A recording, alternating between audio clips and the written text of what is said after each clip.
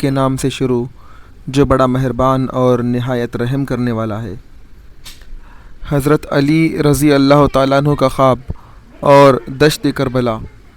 حضرت امام حسین رضی اللہ تعالیٰ عنہ کی کوفہ کی روانگی کی خبر پا کر ابن زیاد نے حر ابن رباحی کی قیادت میں ایک لشکر آگے بھیج دیا تھا۔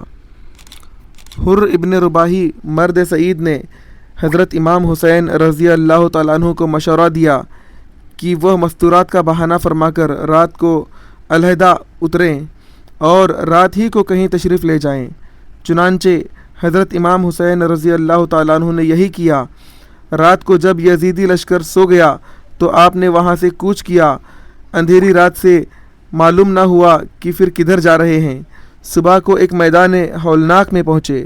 یہاں اترے تو اس میدان میں جس جگہ میخ گڑتے زمین سے خون نکلتا، جس درخت سے لکڑیاں توڑتے خون ٹپکتا، یہ حالات دیکھ کر امام حسین رضی اللہ تعالیٰ عنہ نے پوچھا کہ تم میں سے کسی کو اس دشت یعنی جنگل کا نام معلوم ہے؟ تو ایک نے کہا کہ اسے ماریا کہتے ہیں۔ حضرت امام حسین رضی اللہ تعالیٰ عنہ نے فرمایا کہ شاید کوئی دوسرا نام بھی ہو۔ لوگوں نے کہا اسے کربلا بھی کہتے ہیں۔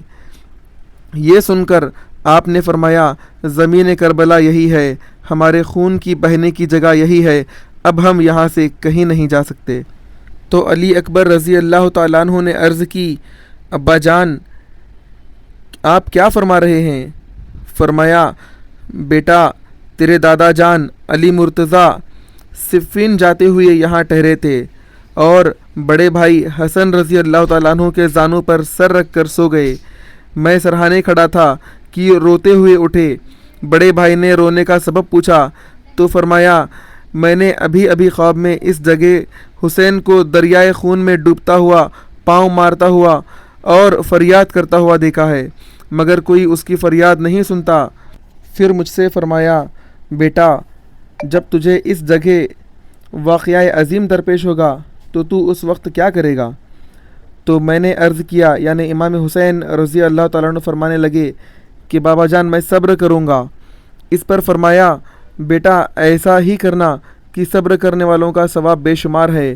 یہ فرما کر آپ نے اسباب اتروایا اور نہر فرات کے پاس خیمہ نصب فرمایا۔